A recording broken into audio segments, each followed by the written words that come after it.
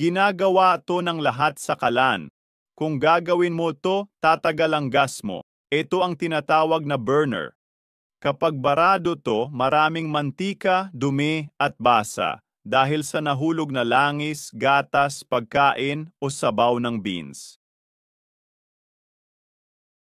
Nababawasan tuloy ang bisa ng gas mo. Una, kailangan natin ng toothpaste.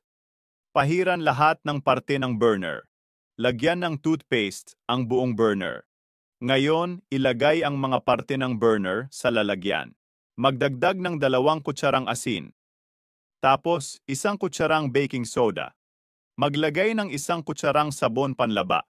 Dagdagan ng mainit na tubig hanggang malubog lahat. Ibabad ng 2 oras. Malinis na ang mga parte. Walang dumi. Sa bahay ko, ginagawa ko lang to at tumatagal ang gas. Napakaganda at madali lang gawin.